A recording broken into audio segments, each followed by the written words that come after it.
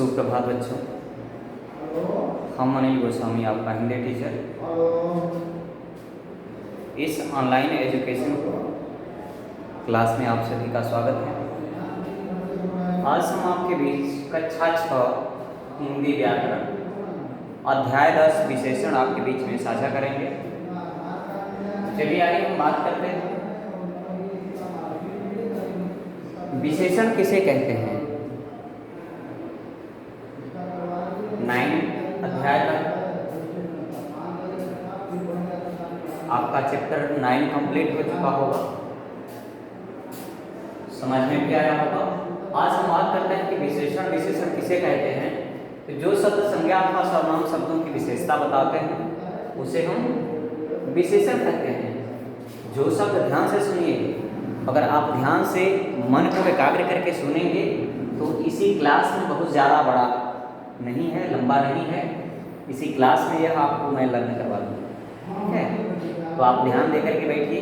अगर आप खुले मन से नहीं हैं तो जा कर के आप पहले अपने मन को एकाग्र कर लीजिए। आँख में पानी का छप्पा मार लीजिए और आँख को धो करके फ्रेश होकर के बिल्कुल बैठिए खुले मन से, ताकि आप जो पढ़िए आपके दिमाग में प्रवेश करे, ठीक है। जो शब्द संज्ञा अथवा सर्वनाम शब्दों की विशेषता बताते हैं उसे विशेषण कहते हैं।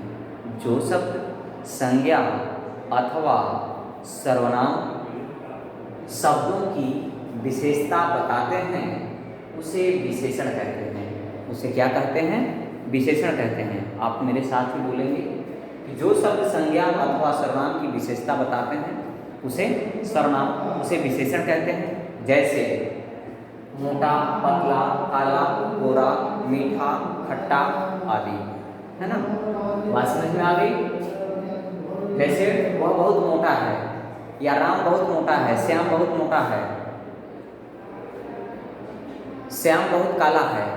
यानी ये जो काला है यह उसकी विशेषता को प्रकट कर रहा है कि वह कैसा है, काला है, उसकी विशेषता को प्रकट कर रहा है ना।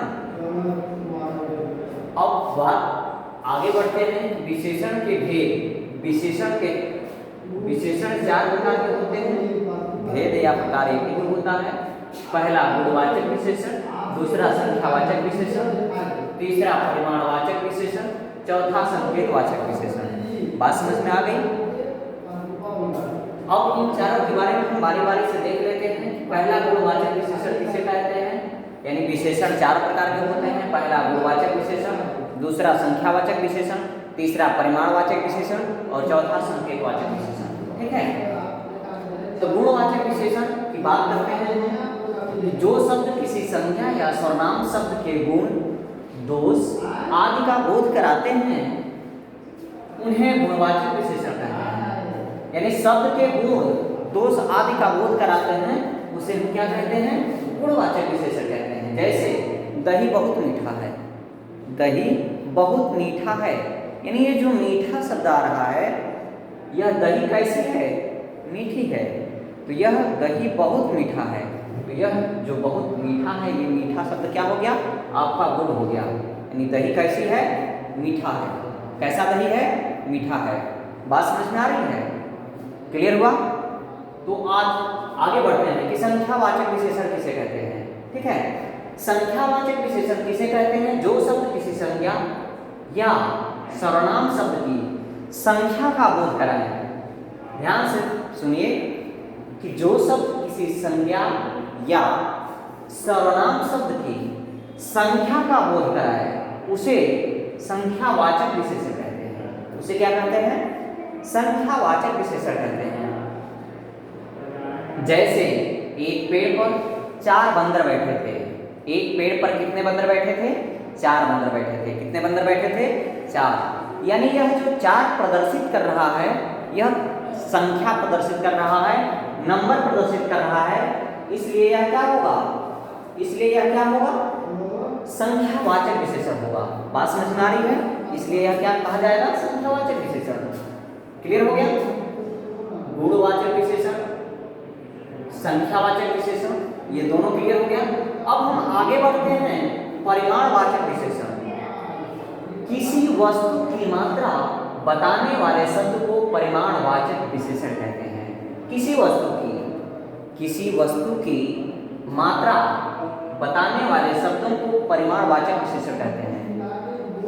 यानी एडजेक्टिव ऑफ क्वांटिटी। जैसे आप हिंदी में अगर आप नहीं समझ पा रहे हैं तो मैं इसकी इंग्लिश बता रहा हूँ कि एडजेक्टिव ऑफ क्वांटिटी, यानी क्वांटिटी का मतलब होता है परिमाण, मात्रा जो प्रदर्शित करता है। आप फिर से ध्यान से सुनिए कि किसी वस्तु की मात्रा बताने वाले शब्दों को परिमाणवाचक विशेषण कहते हैं।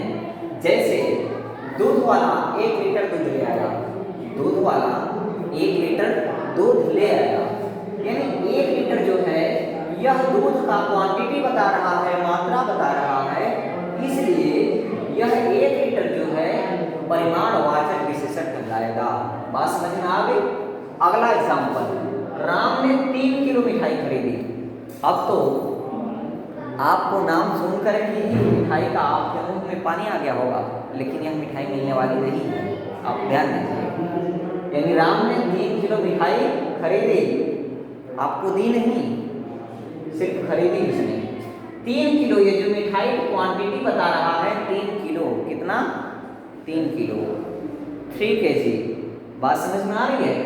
तो यह जो 3 किलो है यह मिठाई की क्वांटिटी बता रहा है, मात्रा बता रहा है कि कितना मिठाई खरीदी, 3 किलो मिठाई खरीदी, इसलिए यह 3 किलो जो है परिमाणवाचक विशेषण होगा।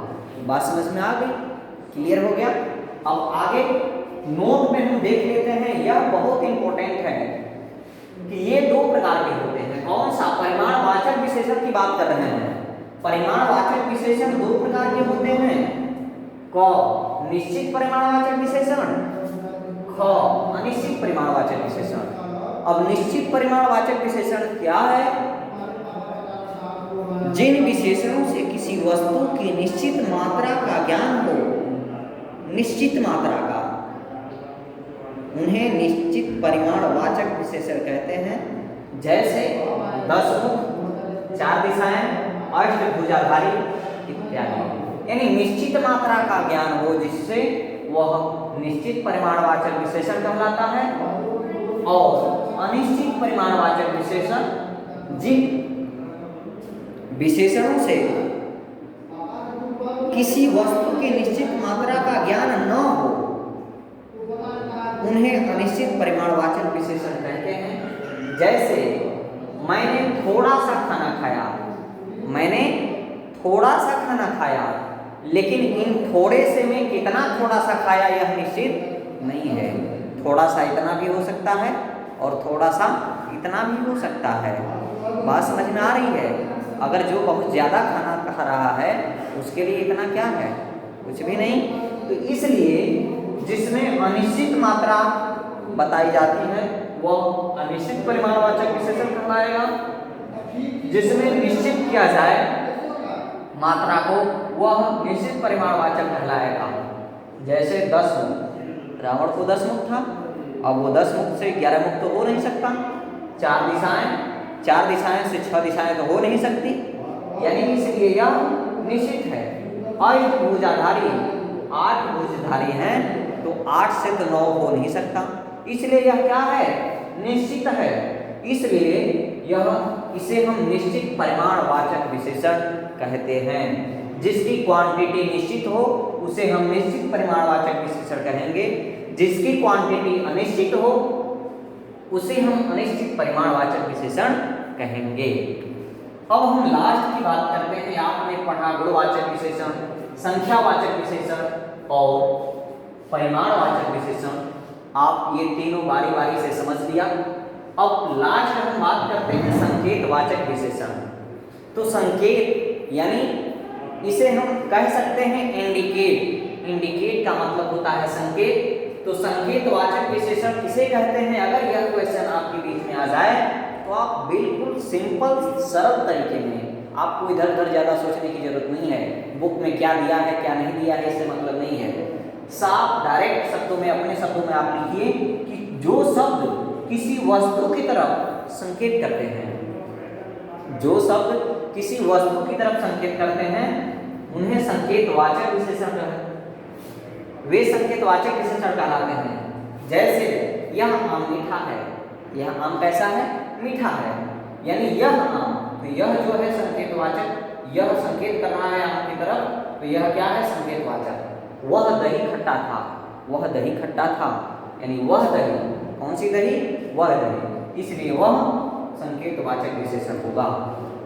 तो स्टूडेंट्स, आज का क्लास आपका यहीं पे एंड होता है, यह चैप्टर यहीं पे समाप्त होता है।